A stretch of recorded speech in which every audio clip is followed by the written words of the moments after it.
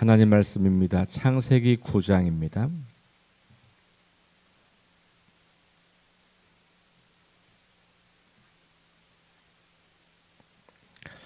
창세기 9장 1절부터 7절까지 말씀을 보겠습니다.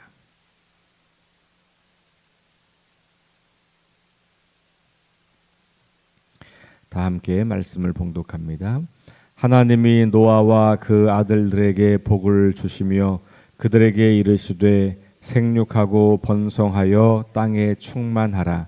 땅의 모든 짐승과 공중의 모든 새와 땅에 기는 모든 것과 바다의 모든 물고기가 너희를 두려워하며 너희를 무서워하리니 이것들은 너희의 손에 붙였음이니라. 모든 산 동물은 너희의 먹을 것이 될지라. 채소같이 내가 이것을 다 너희에게 주노라. 그러나 고기를 그 생명되는 핏째 먹지 말 것이니라. 내가 반드시 너희의 피 곧 너희의 생명의 피를 찾으리니 짐승이면 그 짐승에게서 사람이나 사람의 형제면 그에게서 그의 생명을 찾으리라.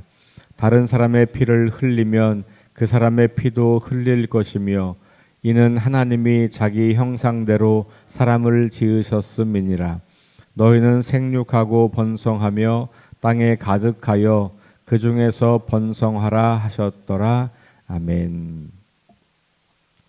네, 오늘은 8장부터 11장까지를 읽으시는 날입니다. 그리고 이제 그 시편 3편으로 읽고 또 기도하시는 날인데 8장부터 11장까지를 간략하게 좀 이제 요약을 해드리도록 하겠습니다. 8장은 이제 홍수가 그치는 이야기이죠. 땅이 마르고 이제 산에 도착을 하고 또 까마귀를 내어 놓아서 그 생명이 번성할 수 있는지를 확인하게 하고 그리고 또 비둘기를 보내서 확인을 하는데 또 안 돌아오고 뭐 이렇게 해서 나중에 또 비둘기가 돌아오고 뭐 이런 이제 그 점검 과정이 지나가고 방주에서 나와서 모든 생물이 땅에서 생육하고 번성할 거라고 하는 그런 이제 말씀이 나오게 되죠. 그게 이제 마지막 그 8장 20절 이하 나와서 제단을 쌓고 제물을 드리는 그 장면 그리고 그 이어지는 장면으로 나옵니다. 자, 그리고 이제 9장으로 이제 넘어오게 되죠. 그래서 노아와 언약을 맺는 그런 이제 하나님 이야기가 다시 등장해요. 그래서 홍수로 심판을 하시고 났지만 다시 새 언약을 맺으셔서 다시 사람들의 삶을 복주시는 그런 이야기가 시작이 되죠. 오늘 읽은 말씀의 1절과 7절에 생육하고 번성하여 땅에 충만하라. 처음 창조하셨을 때 사람들에게 했던 이야기죠. 이 이야기는 인간의 삶이 이 땅에서 복되기를 바라시는 하나님의 마음이 담겨져 있는 것이지요. 그래서 다 폐허가 된 그 곳에서 다시 하나님의 새로운 창조가 시작되고 있다라는 것을 보게 됩니다. 그래서 노아는 두 번째 아담, 제2의 아담처럼 그렇게 여겨지기까지 합니다. 자, 그리고 나서 이제 8절부터 17절까지의 이야기 또 한 번 언약을 맺는 장면이 등장을 하고요. 이제는 다시는 심판하지 않겠다. 홍수로 심판하지 않겠다. 이런 이야기들이 두 번째 언약에서 나오게 되고요. 자, 그리고 그 뒤에 이제 9장 18절부터 29절까지 가면 노아의 아들들과 노아의 죽음 이야기가 등장을 하면서 노아의 세 아들로부터 사람들이 온 땅에 퍼져나가는 이야기가 나오죠. 그래서 가인의 후손과 아담의 후손의 족보 이야기가 어제 쭉 나왔던 것처럼 이 노아의 후손들의 이야기가 쭉 등장을 하게 되고요. 그러면서 다시 또 이 홍수 사건이 지나지 않은 얼마 안 돼서 다시 또 타락하는 이야기가 반복되어서 등장합니다. 노아가 술이 취해서 누워 있고 그 자녀들이 그 아버지를 그 술 취한 아버지를 보고 놀리는 그런 이제 아들의 모습도 나오고 먼저 이렇게 등장하죠. 또 아버지의 하체를 덮어주는 또 아들 이야기도 나오고, 그러면서 이 자녀들 가운데 또 삶의 방식이 다른 그런 모습들을 우리에게 보여주고 있습니다. 10장으로 넘어가면 이제 노아 아들들의 족보가 또 다시 등장을 하면서 야벳의 후손들, 함의 후손들, 뭐 이런 이야기, 또 가나안의 후손들, 셈의 후손들, 그래서 그 쭉 족보들이 또 길게 등장하게 되고, 이 10장에 나오는 족보 이야기는 7이라고 하는 숫자를 중심으로 패턴으로 사용을 하고 있습니다. 그래서 7명씩 그 자녀들이 있다고 하는 것들이 반복해서 등장하고, 마지막에 셈, 함, 야벳의 아들들이 건설한 나라가 70개 나라가 등장을 해요. 그러니까 7이라는 숫자, 70이라는 숫자는 성경에서 완전수를 말하는 거죠. 그러니까 모든 인류가 이 셈, 함, 야벳으로부터 나왔다라고 하는 것을 성경은 말해주고 있는 겁니다. 자, 11장으로 가면 바벨탑 쌓는 이야기가 등장을 하죠. 그래서 벽돌을 만들고 역청을 발라서 성읍과 탑을 건설해서 하늘 꼭대기에 닿게 하고 우리 이름을 내자, 뭐 이렇게 이제 사람들이 이야기를 하면서 탑을 쌓는 이야기가 등장하고, 그것이 이제 숲으로 돌아가고 언어가 다 흩어지고 이제 사람들이 뿔뿔이 흩어지게 되는 이야기가 등장하게 됩니다. 자, 그렇게 이제 해서 바벨탑 이야기가 등장을 하죠. 바벨이라고 하는 것은 하늘로 가는 문이라고 하는 의미라고 볼 수가 있을 것 같습니다. 바벨론 지역 혹은 그 수메르 지역, 그 메소포타미아 지역에 세워졌던 아주 높은 탑들이 있습니다. 지금도 남아있는 지구라트라고 하는 높은 탑들이 거의 신전들인데, 이 바벨탑도 아마 그런 것들을 보았던 그 당시에 우리 사람들이 기록한 것일 거다. 그러니까 그게 아주 거대한 신전이고, 그 신전을 통해서 사람들은 우리가 하나님께 갈 수 있다, 뭐 이렇게 이제 생각을 했고, 그 신전의 중심부에 왕이 혹은 제사장이 있으면서 신의 대리자로서의 통치를 했던 그런 이제 역사적 맥락들을 볼 수가 있는데, 그러면서 신과 인간이 이제 교통하는 통로로서 신이 내려오는 곳, 인간이 신에게 가는 곳, 이런 이제 의미가 그런 거대한 탑들, 신전들에 있는데, 이 바벨도 바로 그런 이야기를 하고 있는 거죠. 그러면서 사람들이 하나님에게까지 가보자, 이런 거죠.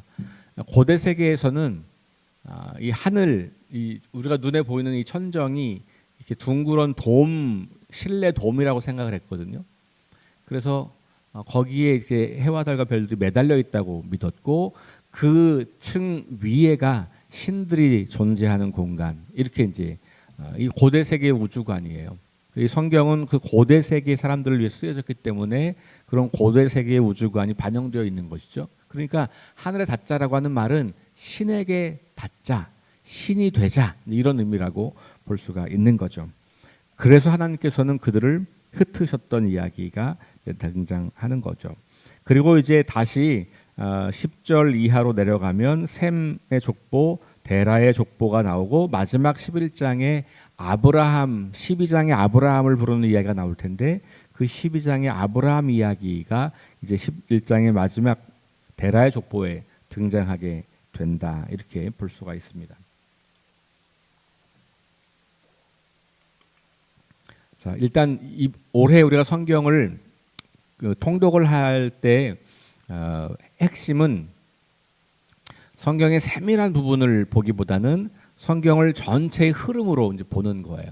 그런 눈이 이렇게 열리는 것이 성경을 세밀하게 보는데 도움이 많이 되거든요. 그리고 성경 전체 이야기의 핵심 주제가 무엇인지도 좀 엿볼 수 있고, 그래서 그런 흐름으로 이제 읽으시는 거여서 잘 이해가 안 되시고 그래도 그냥 쭉쭉 읽어 나가시는 것이 필요하고요. 그리고 그날 읽은 본문이 뭐 3장 4장 정도 될 텐데, 그 중에 여러분들 읽으셨던 본문 중에 한 부분에 조금 시간을 내서 묵상하시고 그렇게 이제 하시면 좋을 것 같아요. 오늘 저는 이제 이런 이야기 속에서 사실은 1장부터 11장까지가 창세기의 첫 단락 이렇게 이제 크게 보면 그렇게 볼 수가 있거든요. 그런데 이 짧은 이야기 속에 사실 성경 전체의 이야기가 담겨 있어요. 그게 뭐냐면 창조, 타락, 구속 요런 이제 이걸 요 세 가지 중심 주제로 성경을 볼 때 우리가 구속사적 관점 이렇게 이야기해요. 구속사, 세상을 구원하는 이야기. 성경은 결국은 하나님께서 온 세상을 지으시고 창조하신 하나님께서 인간을 혹은 세상을 구원하는 이야기거든요. 근데 그 이야기가 아주 압축적으로 나타나 있다고 볼 수 있겠죠. 1, 2장이 창조 이야기였고요. 그렇죠? 3장부터가 이제 타락 이야기가 나오게 되고요. 노아 홍수 이야기가 나와서 심판의 이야기가 나오고 심판 이후에 다시 인류를 회복했지만 그 이후의 세대도 또다시 타락하고 반역하면서 하나님을 대적하는 그 바벨탑 이야기까지 가는 게 이제 11장. 죄가 점점 심각해지고 더 널리 퍼져가고 이런 이야기들. 근데 그런 세상 속에서 하나님께서는 여전히 구원의 손길을 펼쳐가고 있다. 뭐 이런 이야기들이 이제 흘러가는 거죠. 그런 흐름 속에서 이런 이야기들을 이제 보는 것이죠. 자, 오늘 저는 이제 노아라고 하는 한 사람을 읽을 때 9장 1절부터 7절까지 노아 한 사람을 보았잖아요. 한 사람이 굉장히 중요하다는 거예요. 그러니까 하나님이 역사를 이끌어 가실 때 힘을 사용하시는 분이 아니라는 것을 우리는 알 수 있어요. 만약에 힘을 사용하시는 거였다면 하나님은 늘 강대국 혹은 힘센 사람 이런 사람들을 쓰셨을 거예요. 아니면 한꺼번에 다수를 움직이시는 일을 하셨겠죠. 근데 성경은 끊임없이 하나님은 늘 우리가 보기에는 참 턱도 없는 방법을 쓰시는 거예요. 그게 뭐냐면 별로 영향력 없는 한 사람, 세상적 기준으로 봤을 때 별로 힘도 없고 영향력도 없는 한 사람을 쓰는 거죠. 노아는 당시에 그냥 일반 사람이에요. 무슨 권력 있는 사람도 아니고요. 그가 말하면 사람들이 다 복종하는 그런 사람도 아니고요. 부자여서도 아니고 그냥 그가 하나님을 신뢰하는, 성경은 보통 그런 사람을 의인이라고 표현을 하잖아요. 그냥 그런 사람을 쓰는 거예요. 그러니까 어제 말씀에서도 반복되었던 말씀은 노아가 말씀대로 행하였다. 이런 표현들이 노아 방주 짓는 이야기 계속 반복되거든요. 하나님께서 말씀하셨고 노아는 말씀대로 행하였다. 이렇게 등장하는 거예요. 그러니까 결국은 노아는 어떤 사람이냐 하면 하나님의 말씀을 듣고 그 말씀을 준행한 사람이라는 겁니다. 그 사람을 하나님은 쓰시는 거예요. 하나님은 사람들이 볼 때 힘이 있는 사람을 쓰는 게 아니고 하나님을 신뢰하는 사람을 쓴다는 거죠. 왜냐하면 하나님은 이 땅에 있는 그 어떤 사람보다도 힘이 센 분이기 때문에 굳이 힘센 사람을 사용할 이유가 전혀 없어요. 그냥 아무나 갖다 써도 하나님이 쓰시면 그가 하나님의 능력을 따라서 행하면 그게 가장 큰 힘이 되기 때문에 그런 거죠. 돈이 많은 사람을 쓰실 이유가 없어요. 이 온 세상을 지으시는 분이 하나님이시기 때문에. 우리는 자꾸 힘이 세야, 돈이 많아야, 뭐 좋은 대학을 나와야 하나님이 나를 쓸 것 같다는 착각을 자꾸 하는 거예요. 그렇지 않습니다, 여러분. 성경 어디를 봐도 그가 힘이 셌기 때문에, 그가 돈이 많았기 때문에, 그가 무슨 명예가 높았기 때문에, 그가 똑똑했기 때문에 글을 썼다는 이야기는 없어요. 그냥 딱 하나, 그가 하나님을 정말 신뢰하고 사랑하느냐. 그래서 하나님 말씀이라면 그것을 순종할 수 있느냐. 그게 하나님의 기준이었던 거잖아요. 그러니까 오늘 이 노아가 선택되었고 그 노아를 통해서 다시 새로운 역사가 시작되고 다시 새로운 언약을 맺고 그렇게 하는 그 과정에서 핵심은 하나님이 한 사람을 사용하시는데 그 한 사람이 반드시 세상적으로 뭔가 있는 사람일 필요는 없다. 오히려 하나님의 말씀을 있는 그대로 신뢰하고 순종하는 사람이었다라는 거죠. 그러니까 이 하나님과의 관계가 하나님께 쓰임받는 삶의 아주 중요한 요소라는 것을 볼 수가 있어요. 여러분, 때로는 하나님을 믿지 않던 사람을 불러서 쓰기도 하시잖아요. 때로는 하나님의 나라 이스라엘을 심판하기 위해서 이방 나라를 쓰기도 하잖아요. 그러니까 이게 참 아이러니한 거란 말이에요. 사도 바울도 하나님께서 그를 쓰셨을 때 그는 기독교를 박해하는 사람이었잖아요. 그러니까 뭔가 이유가 분명치 않은 사람들이 많거나 혹은 이유를 알 수 없는 조건들이 있거나 뭐 그런 거죠. 그러니까 우리가 생각하는 기준과는 사뭇 다를 수 있다라는 것을 우리는 보게 되는 거예요. 그래서 노아라고 하는 한 사람이 하나님의 쓰임을 받고 그리고 그를 통해서 다시 새로운 언약이 맺어지면서 하나님의 창조의 이야기가 지속되고 있다고 하는 이 사건 앞에서 우리는 노아가 어떤 사람이었는가를 주목할 필요가 있는 것이죠. 성경은 노아에 대해서 많은 정보를 주지는 않아요. 그런데 말씀드린 것처럼 중요한 핵심은 그가 하나님을 따랐다는 거예요. 여러분 약간 상상력을 좀 발휘해 보시면 여러분들이 노아 시대의 사람이에요.